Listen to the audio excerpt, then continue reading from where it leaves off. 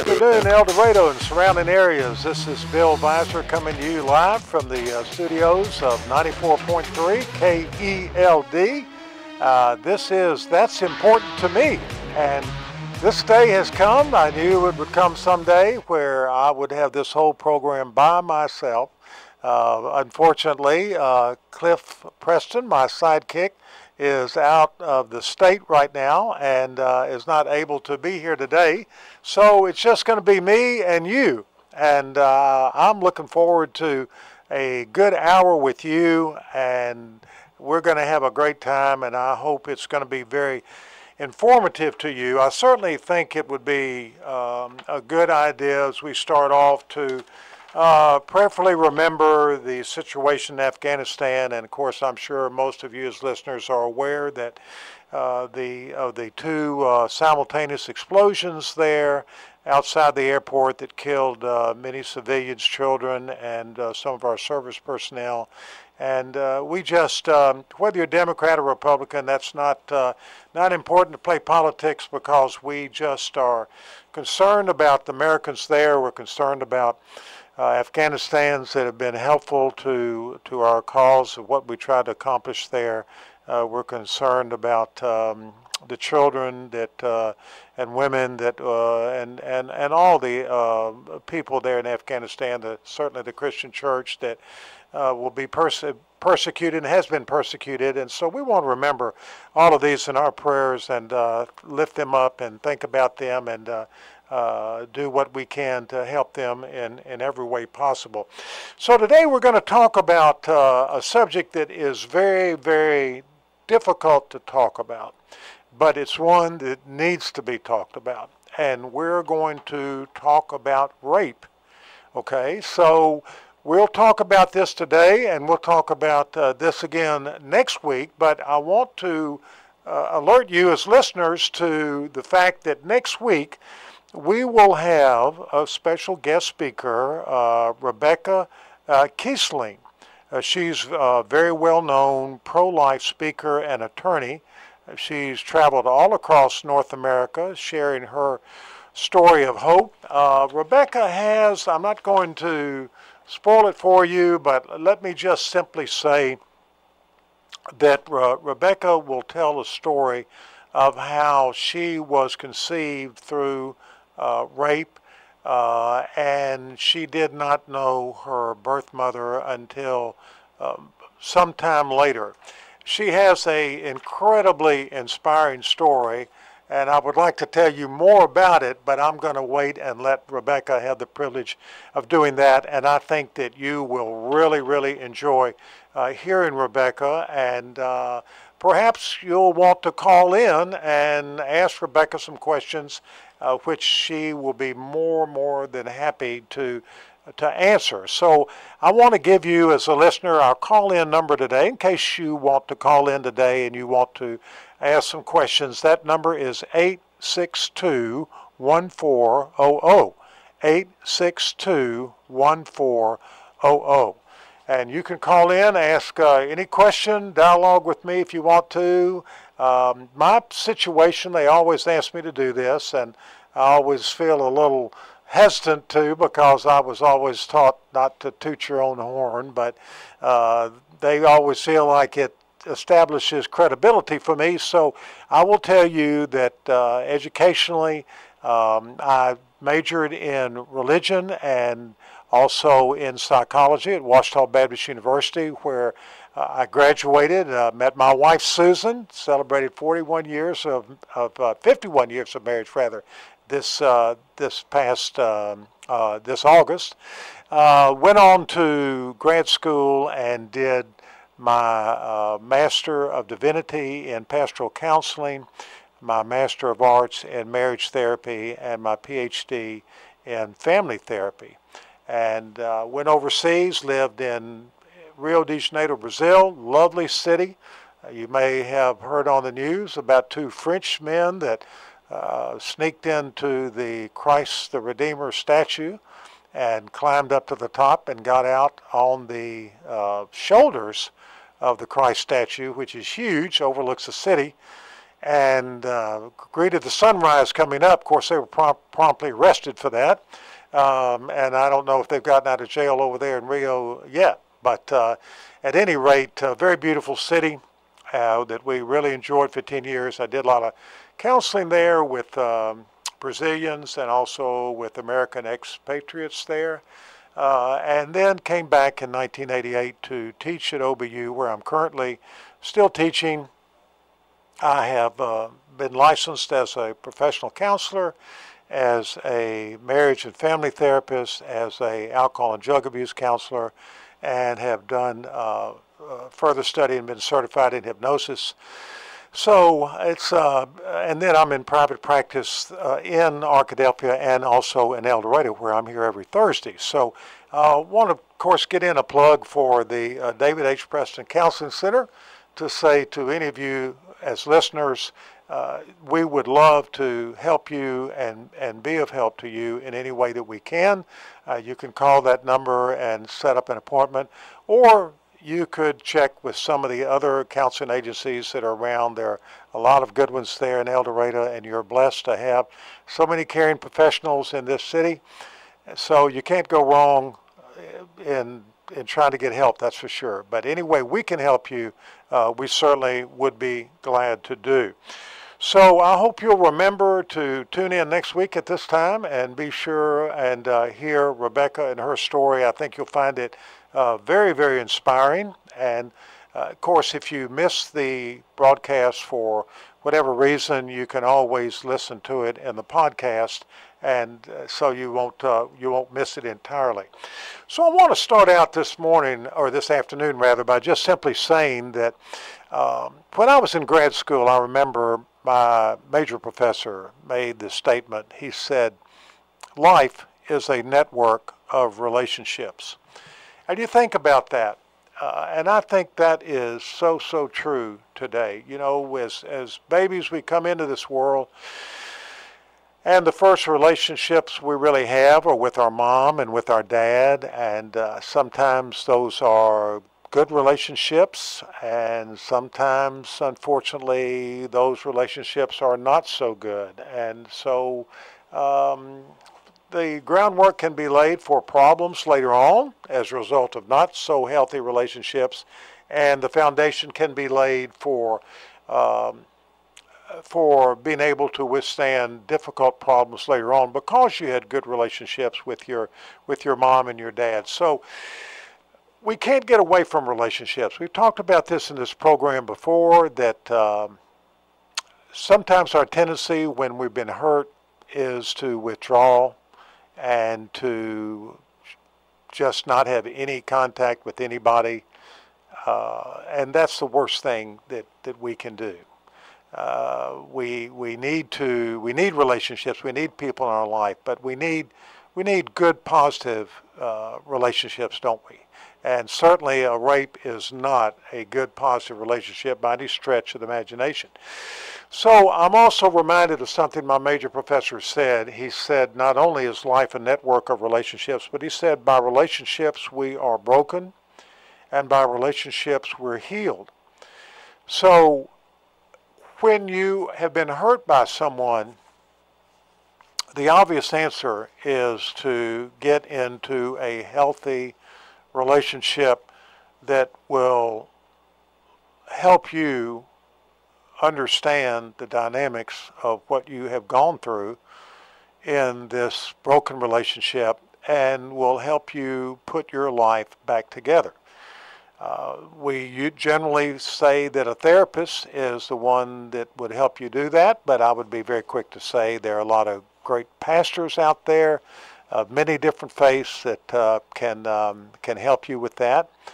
Some of them have had excellent training, but unfortunately there are a lot out there that would like to help you but have not really had the training that they would like to have had and are not really prepared to help you the way that they would like to. So, you know, I have to say to our listeners, the proof is in the pudding, so to speak. You go to someone that you feel like you can talk to, that will be non-judgmental, that you can share your heart with, that will listen to you and love you and care for you and help you devise a plan to deal with the hurt and pain that you're feeling. So I say all that to say that if the person you're talking to is not helping you in this respect, if you're trying to go by the suggestions that they're giving to you, whether it's a therapist, and we use the term interventions.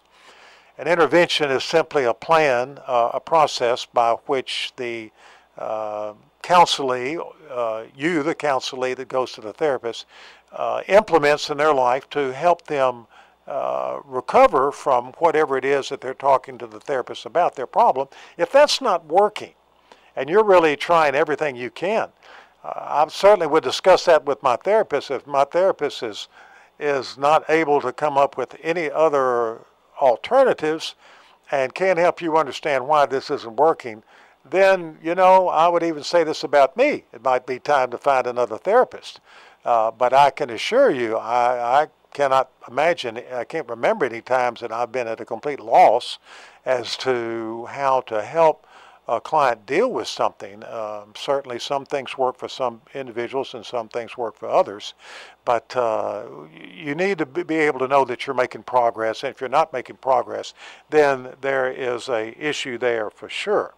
So let me just kind of set the tone, if I can, to give you some statistics. Those of you who've listened before know that we always share some statistics, but maybe that's the professor in me that likes to bring that out. And but there are things that I think we would be well advised to know. Every 68 seconds, another American is sexually assaulted. Every 68 seconds. So you think about that. That's going to be a lot of people before we go through this radio program that are going to have experienced a sexual assault. 1 out of every 6 American women has been the victim of an attempted or completed rape in her lifetime. Interestingly, 14.8% of those rapes were completed and 2.8% were attempted. About 3% of American men, or 1 in 33, have experienced an attempted or completed rape in their lifetime. Now, this is a pretty interesting statistic because we think about rape, we just automatically think, well, that's a crime for women, but not necessarily at all. And it's hard for women to admit this, and this is the reason why I think rape happens as often as it does, because there is the implicit understanding, I think, by the rapist that they're probably going to get away with it and it's not going to be reported. And a lot of women are certainly intimidated by a rape experience. They're ashamed, and many times in my experience as a therapist, women feel like they were responsible for it, and so they think, well, I brought this on myself. But that's not so. Rape is never, ever, ever justified regardless of how a woman is dressed or where she is. No means no, and so it can never be justified as a man doing this to a woman. But it's even harder when a man has been raped, because men are just by nature, we have that pride that we can handle ourselves, we can take care of ourselves, and nothing's bad is going to happen to us. But bad things do happen to men. And it is hard for a man to admit this because he feels like he's less than a man if he couldn't take care of himself. And so 3% of American men, while that percentage is much lower than women, still is a reality that we have to consider. For From 2009 to 2013, Child Protective Services substantiated, or they found very strong evidence to indicate that 63,000 children a year. Now, just in case you didn't hear that, let me repeat that.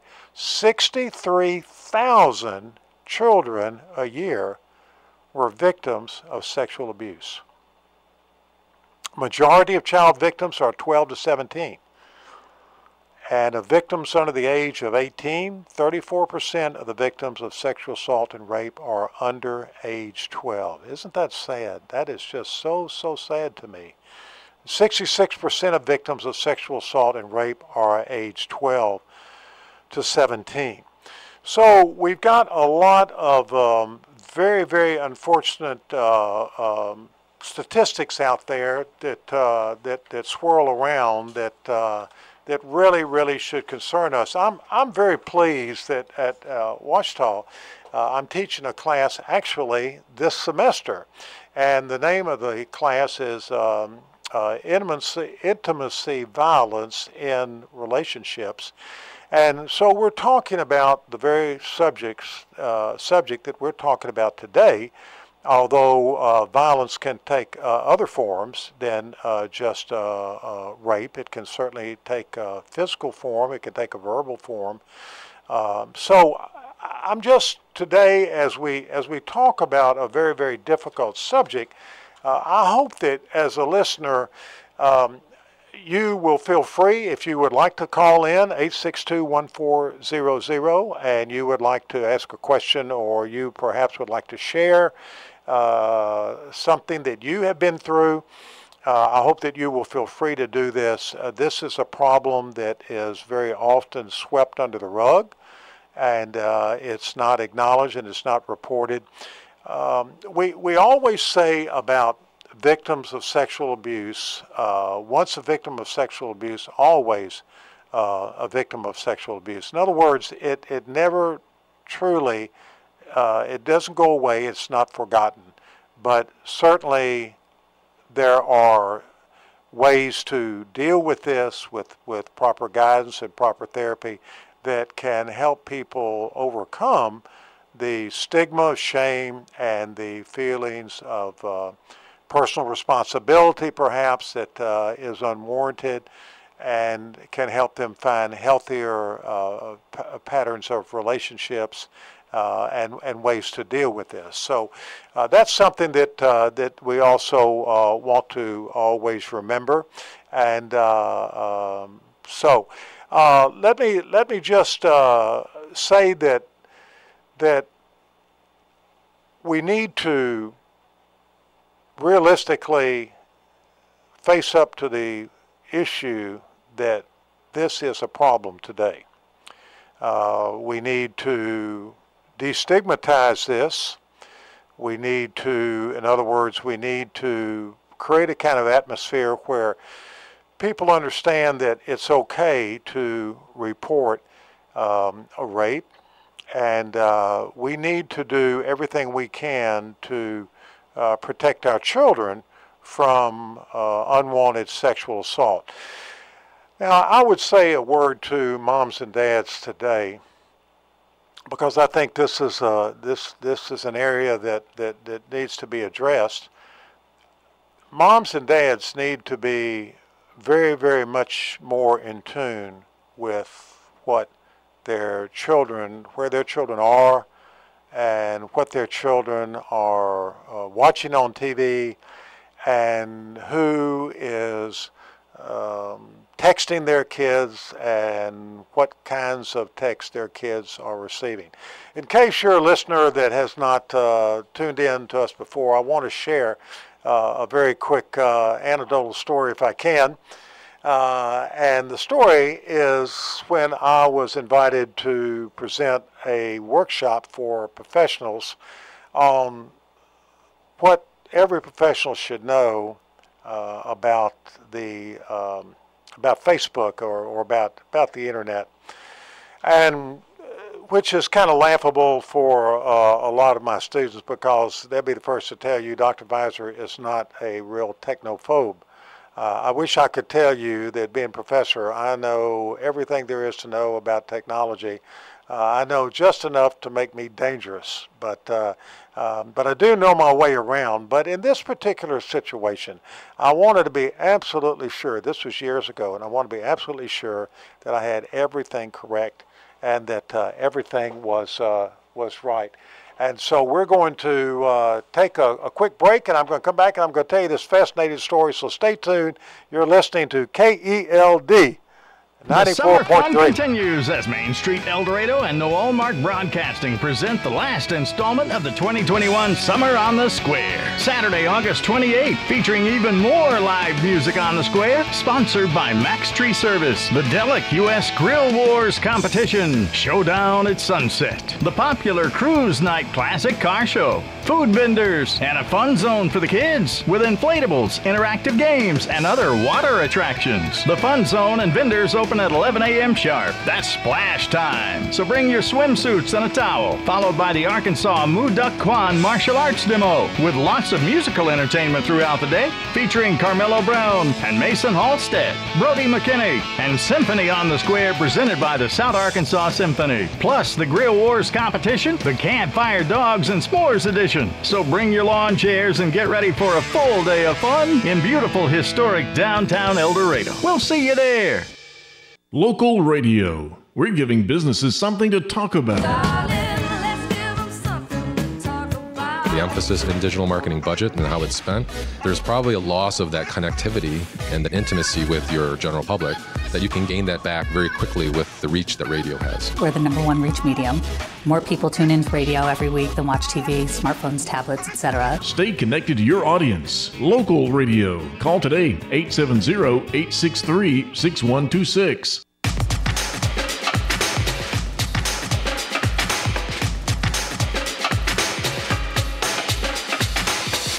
Welcome back to KELD 94.3. That's important to me. This is normally a broadcast with Cliff Preston, my good friend, and myself, Bill Visor, but Cliff is out of state today, so it's just me that you have to put up with. But we're talking today about rape, a very, very difficult situation. Speaking of difficult situations, let me just very quickly add that we started off our broadcast this afternoon talking about the unfortunate situation in Afghanistan at the airport at Kabul, where there were 2 simultaneous bombings. We know now 11 Marines and a Navy medic were killed in the suicide bombings. So we want to, certainly our hearts go out to the families and those people that so bravely serve us overseas. I just can't say enough nice things about our military personnel. Can't say enough nice things about our firemen and our state troopers and policemen, although I met one today, unfortunately, state trooper that is.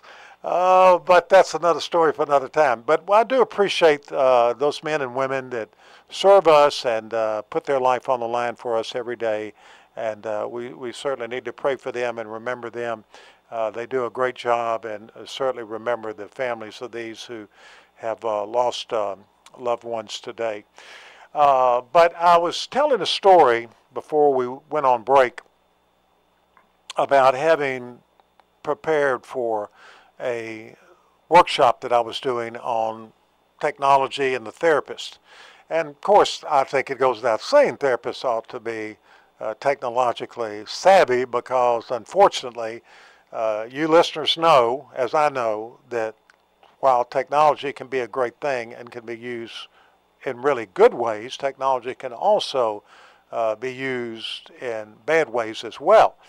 And so I gave this workshop. I asked my students, I said, do you mind if I do this workshop for you, this presentation, which would be a 50-minute presentation, and I do it before you, and then I want you to critique me to be sure that I have all my terminology right and all my explanations right. And if I've got anything wrong, then you tell me so I can correct it, because the last thing in the world I want to do is give information that's not factual to other therapists. They said, sure, we'll be glad to do it. Okay, so we go through the whole thing. And when we get through, I said, so, comments, criticisms, corrections, no criticisms, no corrections. Everything was right on the money, which I was very grateful that my preparation had been correct. So then I said, okay, so I said, I want to ask you a question, and I want you to be really honest with me. I want you to imagine that you are parents of a teenage son or daughter. And the question is, would you feel like as a parent you had the right to take your teenage son's or your teenage daughter's cell phone and completely go through it? In other words, you would see every text message that they had received, any pictures that they had received, any text messages that they had received, all of that. There would not be anything that they had received during the day in or out of school that you wouldn't see. Now, I have to be honest that I thought that surely they would say, oh, no, Dr. Beiser, I would never do that, to which they would probably respond. And the reason why I wouldn't is because I feel like it'd violate the privacy of my children, and that I need to have a relationship built on trust and respect, and that to do that would be an abuse of the relationship. To my utter surprise, every single solitary student in my class, and that was a pretty good sized class, every one of them said, Dr. Weiser, we would unquestionably feel like we had the right to see everything on their phone, and furthermore would do that on a daily basis. Well, I said, that's really amazing. I said, that's great. I said, I'm glad to hear that. And they went on to say the things that I held pretty dear myself, that certainly teenagers are learning their way through this world, and it's a very, very dangerous world to navigate. You listeners know that. Teenagers, adolescents, children do not have the maturity that adults have. They're learning it, but that can be exploited in a lot of ways, and is exploited in a lot of ways. So I was glad to sense the protective nature of their response. So then I asked them the question. I said, I had a follow-up question, so I said, okay. So I said, my next question is, at what age would you consider that you did not have to do that? And again, I was pleasantly surprised that they said, we would reserve the right to do that all the way through high school until they went to college. Now, you know, you might find fault with my students, and you might say, oh, I just don't agree with that at all. And certainly, if you want to call in 862-1400 and take the opposite point of view, I am certainly willing to entertain your thinking or your thoughts. But I just found that to be immensely gratifying to me. You know, I have to remember that when I was an adolescent, I was thinking like an adolescent. You know, the Apostle Paul said, when I was a child, I thought as a child. When I became an adult, I put away childish things. We do have a lot of childish things as adolescents, and I did some pretty crazy things that I am grateful today that I'm still alive to tell the story. And probably a lot of you as listeners could agree with me. Maybe we should have a program someday of all the risk-taking stunts and crazy things that we did as kids and live to tell the story. I sometimes have remarked to my colleagues, it's amazing that I am alive today to tell the stories of some of the things that I did, which I will not go into on air this afternoon for obvious reasons. But we do do things when we're children and we're adolescents because we just don't always have the maturity. And so I think it's great when you have parents that are in tune with their children, in tune with what they're watching, in tune with what they're reading, in tune with who their friends are. I will tell you one other story really quick. My son one day came home and he said, "Dad, there's going to be a party over at so-and-so's house," and he said, "Can I go?" Well, you know, being a parent, I didn't know this kid, obviously, and I really didn't even know their parents. It was in Arkadelphia, and in spite of what you might think, everybody doesn't know everybody in Arkadelphia. Now, we kind of have a sense of community like you do here in the wonderful city of El Dorado, where, you know, you just have a good family atmosphere. And we have that in Arkadelphia, and I'm grateful for that. But I didn't know this particular family, so I said, well, let me make a phone call and let me make sure that it really is okay for you to go, because you know how kids are. They'll say, yeah, I'm invited, and maybe they were invited, maybe they weren't. So I didn't want to create an imposition, so I called the people up, and I got the father on the phone, and I told him who I was and said that my son had been invited to his daughter's party, and I just wanted to be sure that was okay. "Oh, sure," he said, "it's going to be just fine, so it's not going to be a problem." He said, "As a matter of fact, my wife and I are going to leave the house when all the adolescents, when the teenagers get there. Just let them have a great time. We're not coming back for 3 or 4 hours." Well, I don't know about you as the listener. Now, you might say, well, Dr. Visor, if you had faith and trust in your son, you wouldn't worry about what he's going to do or what's going to happen. Hey, let me tell you what. I was a teenager once, and I have, you know, I think my parents had a lot of faith and trust in me, but they certainly weren't going to throw me to the wolves. And so I told my son, I said, well, son, really, I don't think that is really the best place for you to be, so no, you can't go. Well, he didn't much care for that. Okay, so fast forward a month or so later, "Hey, Dad, I've gotten invited to a party. Can I go?" I said, well, let me make another phone call. So I called, and this time got the mother on the phone. She answered, and so again, I explained who I was, so on and so forth, and she said, "Oh, yes, he's perfectly welcome to come. We'd be glad to have him." Said, "My husband and I, as a matter of fact, are going back in the bedroom, and we're not coming out for hours." Well, as you, the listener, can probably imagine, my next response to my son was, "Well, Ryan, I don't think that's probably the best fit for you. Explain why." And he didn't like that either. Okay, so we fast forward another month. Ryan comes in. He says, "Hey, Dad, can I go? This party's going to take place this week. Can I go?" I said, "Let me make a phone call." He said, never mind. So he didn't go to that party either. Now, you know, again, you, the listener, can say, you know, I just have some real issues with that. Again, call me in. Call me out. 862-1400. Tell me I'm wrong. Tell me that that's not what a parent ought to do. That a parent ought to be more trusting of their kids. I want to hear these calls if you've got these feelings. Don't sit there and fume on the radio. Just call me in. Call me out. Call in. Let us know. So, again, I just want to say that I think that parents have an obligation to really know what their kids are doing and who their friends are and what their texts are. What they're receiving.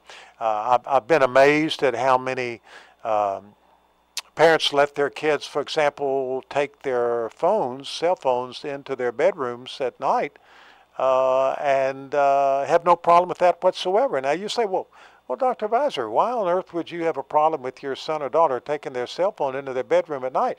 Well, put yourself in my place and sit down and talk to parents whose daughter or son has sent sexually suggestive photos of themselves in their bedroom from their phone to some of their classmates, and then I think you can understand why I would have an issue with that. Not to mention the fact that how many of your kids are on the phone at 1 or 2 or 3 o'clock in the morning when they ought to be asleep getting ready for school the next day. I'm not going to let my kids be in a situation where they can be tempted in that. So again, you disagree on that, call in and let us know. So let me just very quickly, we talked about some statistics earlier. A few more you might find interesting. 55% of sexual assaults happen at or near the victim's home. 15% are in an open public place. 12% are at or near a relative's home. 10% are in an enclosed but public area such as a parking lot or garage. And 8% are on school property. So we're seeing a lot of things happen in our schools today. It is just incredible to me, the stories that I hear of what goes on at schools. My heart goes out to school principals and teachers, what they have to deal with. And certainly we need to pray for them that they can help our students who are at the schools. It is certainly so different from when you and I as listeners were in school, when, at least when I was in school, the biggest problem was chewing gum in class, being caught out in the hallway without a pass, hall pass, smoking in the boys' room. I think there's a good song by Tin Lizzy on that. And just things today that schools would gladly trade in a heartbeat in light of the things that they are dealing with right now. So we're going to take another break really quick here, and we're going to come back and we're going to talk about dealing with rape, and I'm going to try and pass on some helpful suggestions for you. Again, you're listening to KELD 94.3. September 11th will mark the 20th anniversary of the terrorist attacks on the U.S. The El Dorado Professional Firefighters Local 1074 and the National Fallen Firefighters Foundation will be hosting a 9/11 Memorial Stair Climb, 11 a.m. till 3 p.m. on September 11th at the Union County Courthouse. 9/11 stair climbs are not timed events, but a way for the community members, firefighters, paramedics, EMTs, and law enforcement officers to pay tribute and remember FDNY and those who selflessly gave their lives so that others might live. Participants will climb the equivalent of the 110 stories, 1,980 steps of the World Trade Center, carrying the name and photo of a fallen hero to symbolically complete their climb. Participants can climb one story or all 110. Registration information can be found on Facebook at El Dorado 9/11 Memorial Stair Climb or by calling 870-881-4855.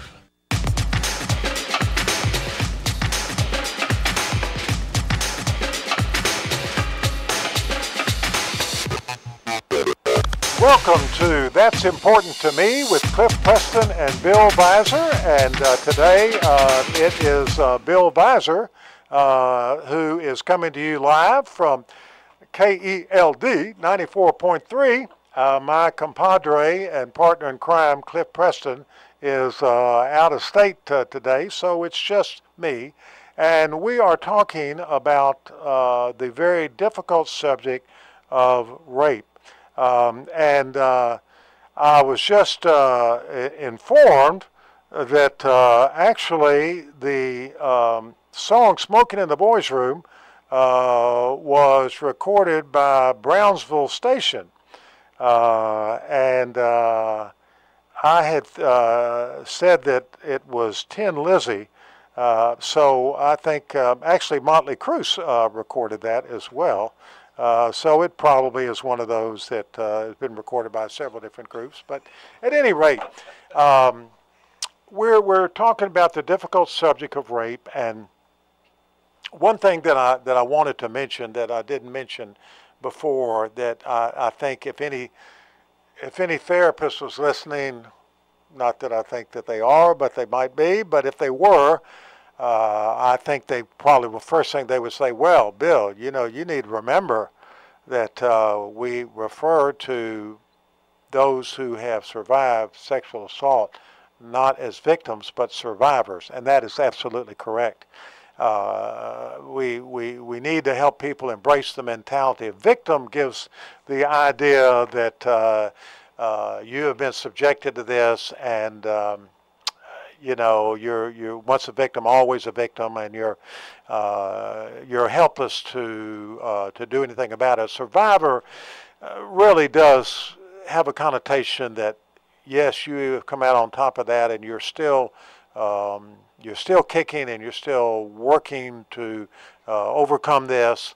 And again, I can't say enough for therapists that good therapists, good pastors, good mentors, teachers, whatever that you might seek out that would love you and accept you and hear you out and be willing to help you in any way to overcome this.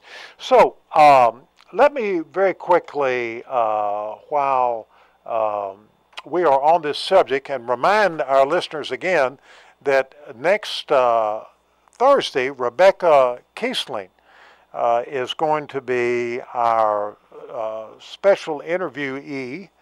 And Rebecca is an attorney.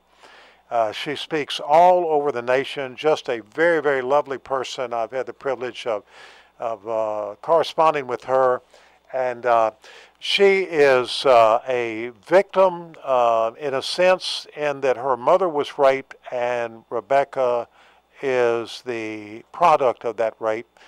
And she's going to share her life story. And Rebecca, again, I don't want to give away the details of her story, but I can just tell you as listeners that were it not for the providence of God and circumstances that only God could have engineered, Rebecca would not be here to tell us this story today. And let me mention before I get into this, because I think it will also kind of dovetail with Rebecca's story, that I used to have the conviction that abortion should only be granted under two circumstances, that one would be rape and the other would be if you knew that the child was going to be deformed.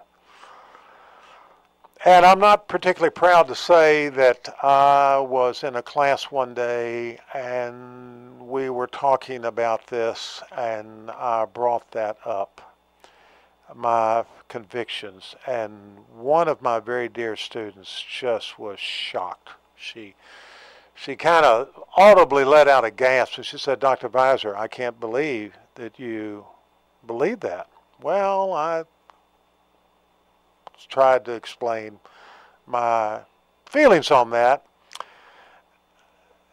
And then something began to happen in me, and I began to really, I had a kind of come to Jesus meeting, if you listeners know what I mean. And the Lord really got hold of me, and I began to think through what my student had said. You know, that's one of the great things about teaching is that you're always learning. I learned a lot of things. I learned a lot of expressions today that I can't say in the classroom anymore. I can't talk about hooking up with someone because that is definitely a no-no. Netflix in a movie is a phrase that you certainly don't want to use because that connotates something else. So there are a lot of things that my students are educating me about. Now, Dr. Visor, you can't say this, you can't say that. Oh, why not? Well, because, you know, so at any rate, I began to take to heart what my students said. And the more I thought about it, the more I was convicted I was totally wrong on both counts. Now, I got to share one more personal story with you. You know, those who are, I will use the word victims of my teaching, perhaps. My students will tell you, Dr. Visor, tells a lot of stories, and I do, and I love to tell a good story, but especially when it illustrates a truth that I'm trying to teach my students. And most of us enjoy a good story. The story is simply that over this past summer, my life changed 100%, I would say, positively, in that my daughter and my son-in-law adopted a precious little baby girl, which led to me at almost 74 being a grandfather.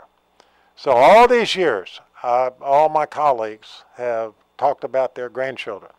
And they've shown pictures. And I thought, oh my gosh, I do not want to see another picture of a baby. I was just bored to tears. And then something miraculous happened. When my daughter and my son-in-law adopted that little baby girl from the day she was born, then all of a sudden my chocolate lab that was my screensaver was replaced with my new granddaughter, Scarlett. And I got to tell you, it's almost emotional for me to talk about this, but I got to tell you that while I so appreciated that birth mother being willing to give her daughter to my daughter and my son-in-law to raise, it struck a note deep in my heart that yes, I was right to change my views on abortion. And now I don't think abortion is ever right. Period. Now you say, well, what chance does a child have that is a product of a rape? Well, I'm going to let Rebecca talk about that next week. What chance does a child have that's going to have deformity? Well, don't they deserve love too? Don't they deserve compassionate parents that can care for them and love them in spite of their physical difficulties? I think so. I often tell my clients this expression, and you listeners, I think, will understand what I'm saying. I tell them, God never gives you more than you can handle. To which my clients will say, well, Dr. Visor, he must think I can handle a lot. And my answer to them is, yes, he does. Look, we're all different. Some of us can handle a lot of things, and some of us can't handle much of anything. We're just all different personalities, and we learn different ways to cope with the problems that life throws at us. But I am just confident that the Lord that I know can give you the grace and strength to get through that difficulty that you're facing, no matter what it might be, no matter whether it might even be rape. Before we aired today, I was talking to one of the great personalities here at KELD, and we were talking about the Afghanistan situation, and he said, the situation in this world could be so simply resolved. And I said, yes, I knew exactly where he was going with this. And he said, if everybody would just love the Lord Jesus and live for him, we'd all get along a lot better. One of my colleagues today showed me a picture on the internet about a dog and a cat out in Colorado. And this dog and this cat are inseparable. And this website has gained millions of followers because people love to see animals in harmony with one another. I think people love to see animals in harmony with man. Maybe you as a listener remember the story about the orangutan in the zoo that came up to the glass where there was a young pregnant mother watching, and the orangutan kissed the spot on the glass where the mother was pregnant. In other words, as if kissing her stomach separated by the glass. Well, that's a very beautiful thing. Why would an animal do that? Why are dolphins so protective of humans when they are threatened by sharks?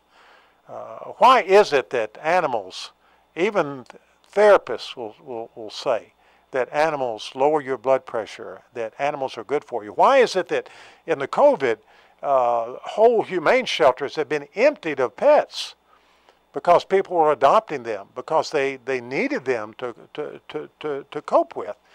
So there are a lot of lessons for us to learn from this, and we can survive this. And I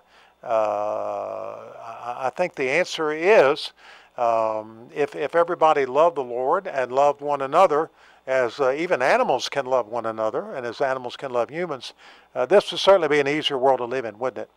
But just a few things before time catches up with us that I want to share. If you're wondering, so how do I help someone, Dr. Bill? How do I help someone that I know has been raped? How do I help myself? Well, one of the things that you can do is simply acknowledge it. Maybe you even need to say it out loud. That you've been raped. There's an old saying in therapy: you either own your problem or your problem owns you. And that is truer words were never spoken. Now, you know, some of you listeners might say, "Oh my goodness, he has really flipped out now. How can I own rape? I didn't ask for this. No one asked for this. It's an ugly, disgusting act." You're right on all accounts, except for the fact that if it happened to you, it is now your problem. And you can either master that problem or that problem will master you the rest of your life. And that's why God puts people on this earth that are loving listeners and helpful people to help others that have difficult problems in their life. You know, I would say to you as a listener, think about this with me for a moment. If someone came to you and they said, "I have the most difficult problem," would you listen to me if I shared it with you?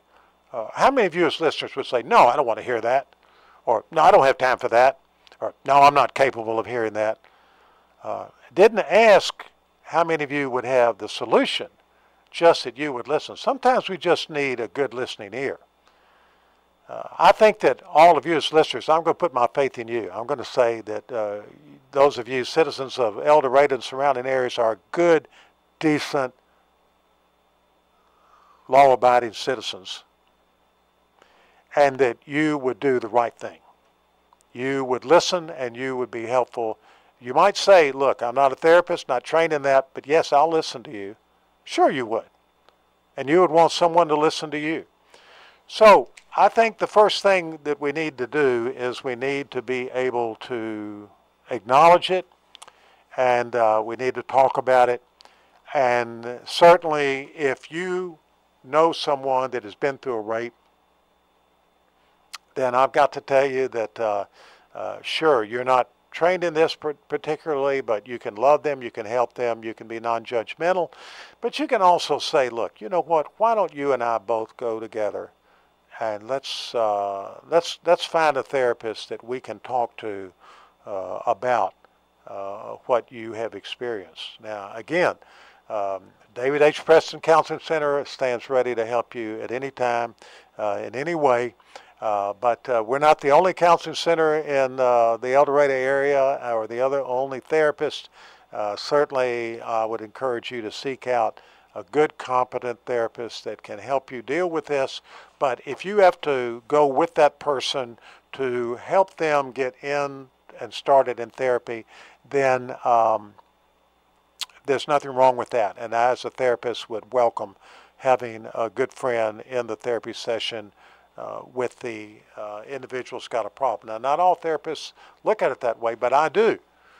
And if you said, well, how long, Dr. Visor, would you let that person keep coming with the client? And I'd say as long as it takes until I've established a good, solid therapeutic relationship with them that they feel like they can come by themselves. Look, you can argue with me all you want on that if you don't particularly hold to that therapeutic point of view, but here's my point. I would rather have 2 people in there, one with a problem, than to have 0 people. I'd rather have a person come to see me that will get help for their problem, even if it takes the presence of a good friend, than to not have them at all. And let's also be honest about this. The time they have with the therapist, with me, with any other therapist, is going to be 50 minutes, maybe 90 minutes max during the day. What about all the rest of the time that they're not in the office talking to me? Well, I like the fact that they've got a good friend who loves them enough and cares enough about them to go with them into therapy, and because that's the kind of person that they're going to be able to lean on outside the therapeutic hour. And let's be honest, and I think all of our listeners would agree, we all need people we can lean on, don't we? I know I sure do. Secondly, I would say nurture yourself. Take care of yourself. Be kind to yourself. You know, we don't... I don't think we're very, very patient with ourselves. I don't think we do enough for ourselves. Now you say, well, Dr. Bill, you're sounding like kind of a selfish guy here. No, look, I do plenty all day long for everybody else. Matter of fact, I'm not a very good example of one who puts himself first, that's for sure. But I do know this: if I don't take care of me, there's not going to be enough of me left to take care of anybody else. So I have to meet my needs, and I have to take care of me. I can't be giving all the time without putting something back in the tank. And so I think it is perfectly fine to be good to yourself, to take care of yourself, to indulge yourself maybe in acceptable ways. And so I think that's very, very important. I think a third thing is discovering how you feel and really, really getting it out. You know, I've been doing something, and this will probably be about the last thing I'll be able to talk about today, but I got to tell you, it really works for me, has for 35, 40 years, and that is what we call journaling. There is something very, very therapeutic about putting your thoughts down on paper and writing it down every day. I have been journaling for, as I said, for about 35 years now. Every day I write in my journal. I find it to be very therapeutic. I find it to be very helpful. We just are not made to keep all the frustration and hurt and sorrow pin up within us. We're just not made that way. You might as well stick a garden hose in your tank of your car, fill it up with water, and then wonder why it won't start. Because cars don't run on water, at least not yet. Now, maybe in the future they will, but they don't run on water yet. They run on gasoline. We're not made to put things into our system and harbor those things and ponder those things all by ourselves. That's why God puts people on this earth to listen and to help and to love one another and help one another through the difficult times in life. So I think it's important that you're able to write about it, to talk about it, to tell the story a few times. You know, I find one of the most therapeutic things that can happen for a client, and this isn't for everybody, but I like to tell a client sometime during the therapeutic process that one day you may just feel like sharing your story with others. A lot of people out there hurting. A lot of people need to hear how we've overcome our hurt and our pain. You've been listening to KELD 94.3. That's important to me. Cliff and Preston and Bill Visor. Tune in next week to hear Rebecca Kiesling. Have a great day, El Dorado, and we look forward to seeing you next week. God bless.